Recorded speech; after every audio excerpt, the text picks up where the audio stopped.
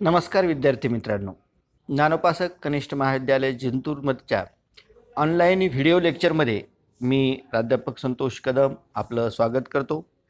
आपल्याला माहीत आहे आपण पाहत आहोत कथा साहित्य प्रकाराचा परिचय आणि यामध्ये यापूर्वी आपण 2 व्हिडिओ भाग झालेले आहेत, ज्यामध्ये कथा म्हणजे काय, कथेची पूर्वपीठिका आणि कथेचे घटक हे आपण सविस्तरपणे पाहिलेले आहेत.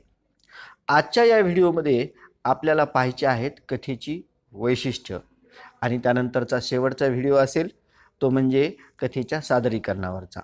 तर चला मित्रांनो पाहूयात आजच्या व्हिडिओमधील कथेची वैशिष्ट्य. काही कथेची जवळपास 6 ते 7 वैशिष्ट्य इथं दिलेली आहेत. आणखीही असू शकतात, परंतु काही प्रमुख वैशिष्ट्यांचाच फक्त आपण इथं उल्लेख केलेला आहे. तर त्यामध्ये कथा मनोरंजन करते, कथेमुळे सुसंस्कार होतात, कथा वाचकांची उत्कंठा वाढवते, कथा एक केंद्रीय असते, कथा भूतकाळात लिहिली जाते, कथेच्या माध्यमातून जीवनाचा वेध घेतला जातो, श्रवणीयतेमुळे कथेचे सादरीकरण करता येते. ही झाली कथेची आपल्या पुस्तकात दिलेली 7 वैशिष्ट्य. कथेच्या वैशिष्ट्यासंदर्भात आपल्या पुस्तकात जो दिलेला आहे ते आपण पहिल्यांदा वाचन करून घेऊयात. मराठी भाषेचे कथादालन खूप समृद्ध आहे. तिथे विविधतेने आणि गुणवत्तेने नटलेले आहे. त्यामुळेच मराठी कथा अनेकविध वैशिष्ट्यांनी परिपूर्ण झाली आहे. त्यापैकी पहिलं वैशिष्ट्य आहे कथा मनोरंजन करते. मराठी कथा विलक्षण मनोरंजक आहे. तिची खुमारीच मोठी न्यारी आहे. मराठीत सर्वात जास्त वाचला जाणारा साहित्य प्रकार म्हणजे कथा होय. दिवाळी अंकामध्ये कथेला मानाचं पान दिलं जातं, ते तिच्या मनोरंजकता या वैशिष्ट्यामुळे. आबालवृद्ध कथा सांगण्याचा आणि ऐकण्याचा आनंद मनमुराद लुटतात, तो तिच्या मनोरंजकतेमुळेच.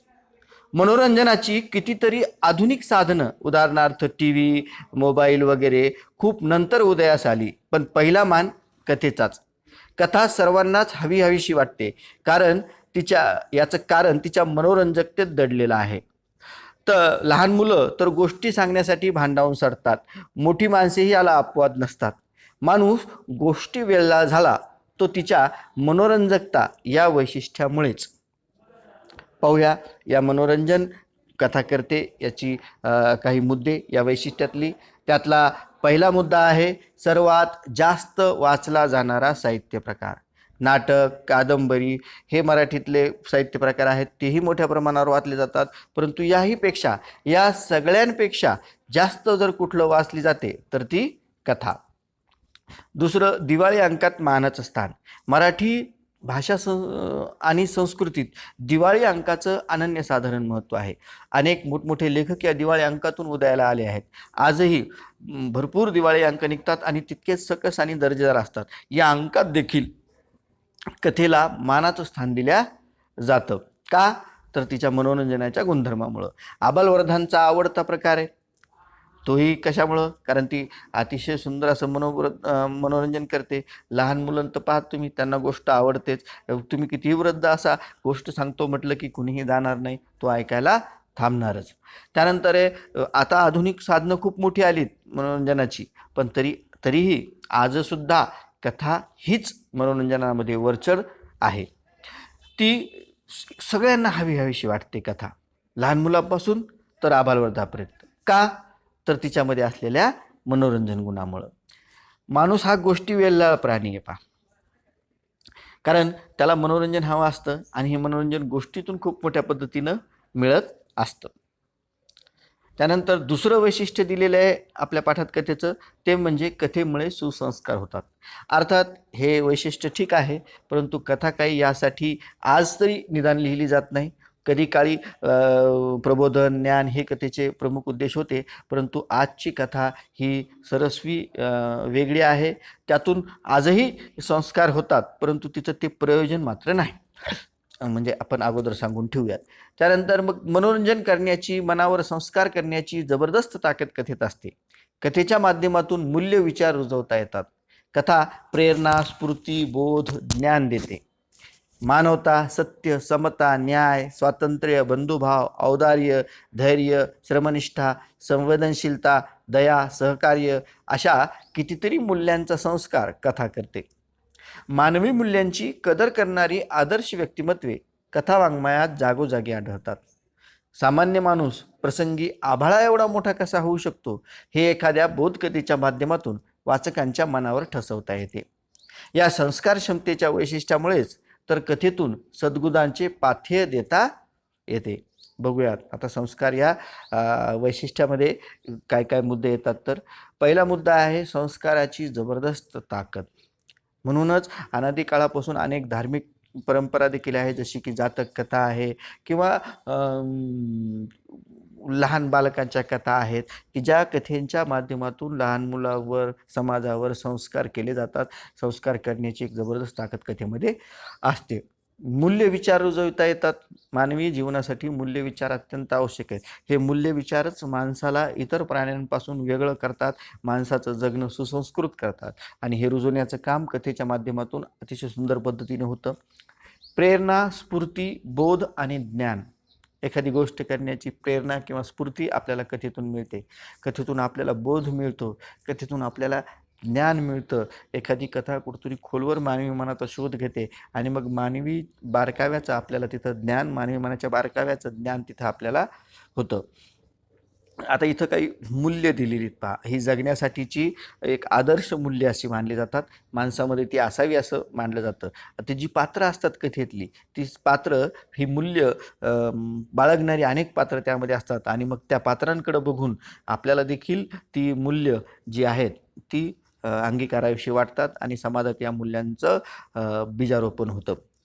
ती मूल्य कोणती आहेत? मानवता, सत्य, समता, न्याय, स्वातंत्र्य, बंधुभाव, औदार्य, धैर्य, श्रमनिष्ठा, संवेदनशीलता, दया, सहकार्य या अशा प्रकारची ती मूल्य आहेत जी कथेच्या माध्यमातून, कथेतल्या पात्रांच्या माध्यमातून आपल्यावर रुजवली जातात.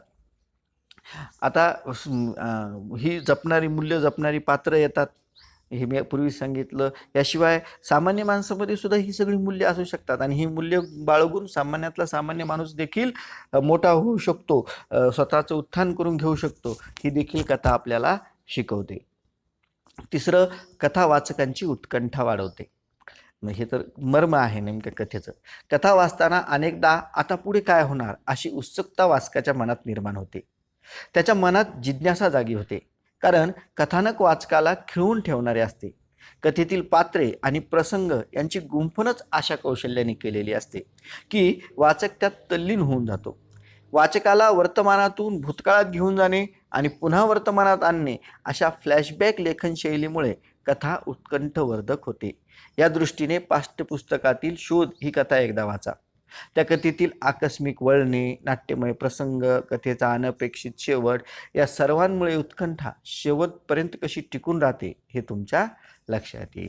मग तिसरं वैशिष्ट्य सांगितलेलं कथेचं की कथा उत्कंठा टिकवते. उत्कंठा म्हणजे काय? तर आता पुढं काय होणार याची उत्सुकता म्हणजे उत्कंठा आणि ही जिज्ञासा असते. म्हणूनच माणूस कथानक नाही तर त्या कथानकात कंटाळवाणं होईल आणि माणूस कथा वाचनापासून प्रवृत्त होईल. जिज्ञासा असते, उत्कंठा असते जी की माणसाला कथेला खिळवून ठेवते. कथेतील पात्र प्रसंग यांची रचनाच अशी केलेली असते की ज्याच्यामुळं ही उत्कंठा कायम राहिल्या जाईल. लेखक वाचकाला सतत पुढं काय होणार, काय होईल याची उत्कंठा लागून राहील. फ्लॅशबॅक शैली म्हणजे आता कथा वर्तमान चालत असताना अचानक काहीतरी जुना प्रसंग सांगायचा आणि पुन्हा तो प्रसंग झाला की पुन्हा परत वर्तमानाचं निवेदन घ्यायचं, याला फ्लॅशबॅक शैली म्हणतात. चित्रपटामध्ये सुद्धा अनेकदा ही शैली वापरल्या जाते. तर अशा फ्लॅशबॅक शैलीमुळं उत्कंठा वाढते, कारण ती एक पद्धत आहे फ्लॅशबॅक शैलीची उत्कंठा वाढवण्याची. कथेमध्ये देखील ही वापरल्या जाते. त्याशिवाय आकस्मिक वळणे म्हणजे असं होईल असं वाटत असताना अचानक काहीतरी वेगळं होणं. नाट्यमय प्रसंग, अनपेक्षित शेवट म्हणजे शेवटसुद्धा कथेचा अरे असं असं असं होईल वाटत असताना अचानक काहीतरी त्यामध्ये एक वळण घ्यायचं आणि शेवट वेगळा होत असेल तर ती उत्कंठा शेवटपर्यंत टिकून राहते. ही उत्कंठा शेवटपर्यंत टिकून ठेवण्याची वेगवेगळी मार्ग आहेत. आता चौथं वैशिष्ट्य आहे कथा एककेंद्री असते. एककेंद्री असते म्हणजे काय, तर कथेतला एकच अनुभव महत्त्वाचा असतो आणि त्या अनुभवाभोवतीच कथा गुंफलेली असते. हां, मग थोडे घटनाप्रसंग येतात, दुसरे घटनाप्रसंगही तिथे येतात, परंतु मुख्य केंद्र जो असतो तो तो एकच घटना किंवा एकच प्रसंग असतो. नाटकात किंवा कादंबरीत असं नसतं, ती बहुकेंद्रीय असतात. तिला वेगवेगळी केंद्र असतात. बघा, एकच अनुभव व्यक्त केला जातो आणि तो मर्यादित पात्र प्रसंग म्हणजे पात्रांची संख्या मर्यादित असते, प्रसंगांची संख्या, घटनांची संख्या देखील तिथं मर्यादितच असते. कथा ही आकाराने देखील छोटी असते. दीर्घकथा हा एक नवीन प्रकार अस्तित्वात आहे, परंतु तरीही अजूनही कथा ही आकाराने छोटीच आहे.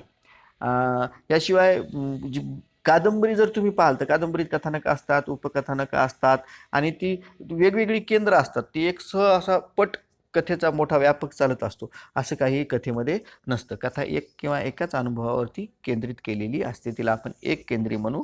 त्यामुळंच कथेचं स्वरूप देखील स्फुट असतं, छोटं असतं. ते मोठं होत नाही.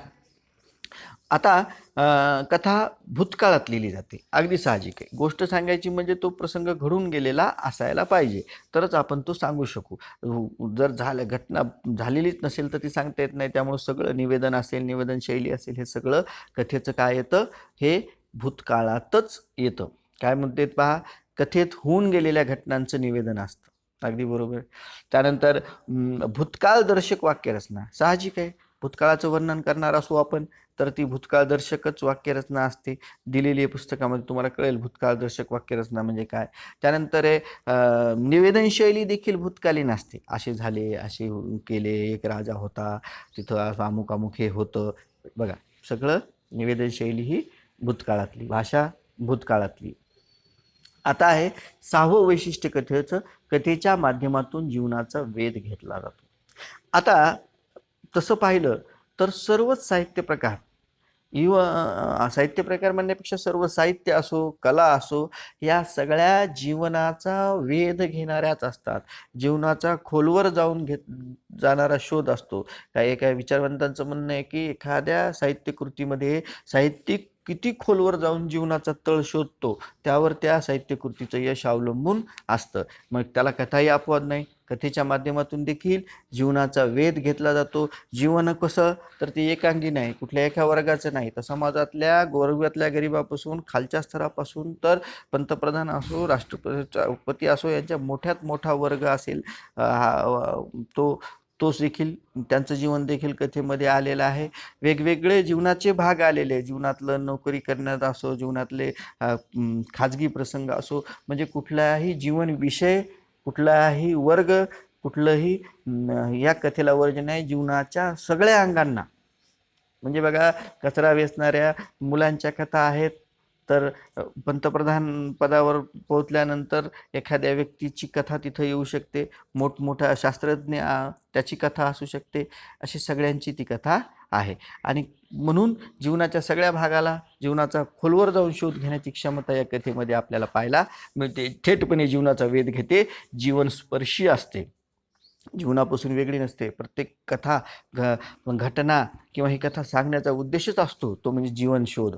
त्यामुळे ती जीवनस्पर्शी साहजिकच होते. समाजातील प्रत्येक वर्गाचा, त्याच्या जीवनाचा, भावभावनांचा, वैचारिक उलथापालथीचा वेध घेण्याची ताकद कथेमध्ये असते. बघा, मी मगाशी सांगितल्याप्रमाणे त्यांच्या भावभावना येतात, त्यांचं वैचारिक जीवन येतं, त्यांचं सामाजिक जीवन येतं. आणि प्रत्येक वर्ग, सांगितलं की स्त्रीवर्ग असो, दलित असो, मागासवर्गीय असो, उच्चवर्णीय असो किंवा कोणीही असो, प्रत्येक वर्गाचा, आर्थिक वर्ग, सामाजिक वर्ग, शैक्षणिक वर्ग, सगळ्यांचं जीवन इथं येतं. त्यानंतर आहे जीवनातला प्रत्येक विषय इथं येतो. म्हणजे तो खाजगी असो, अति खाजगी असो, मनातल्या मनातला असो, जो विषय की आपल्या मनाला देखील कळत नाही पण आपल्या अंतर्मनामध्ये चालू असतो. तर अशा अंतर्मनामध्ये चाललेले विषय सुद्धा कथेला वर्ज्य नाहीत. म्हणजे एकही जीवन विषय वर्ज्य नाही. अशा प्रकारे जीवनाच्या सर्व टप्प्यावर कथा सोबतीला असते. पुन्हा बघा, म्हणजे लहानपण तर विचारूच नका. आपण आजीला असो, मोठ्या माणसांना असो, गोष्ट सांग, गोष्ट सांग, गोष्ट सांगितल्याशिवाय झोपणारच नाही. इथपासून जी सुरू होते तर शेवटच्या टप्प्यापर्यंत माणसाला जीवनाच्या सगळ्या टप्प्यावर तरुणपणी गोष्ट ऐकायशी वाटते, म्हातारपणी ही गोष्ट ऐकावीशी वाटते. गोष्टीचे विषय बदलत असतील, गोष्टीचं स्वरूप बदलत असेल, पण गोष्ट लागतेच लागते आणि आयुष्याच्या प्रत्येक टप्प्यावर ही गोष्ट असते. शेवटचं वैशिष्ट्य सांगितलेलं आहे, श्रवणीयतेमुळे कथेचे सादरीकरण करता येते.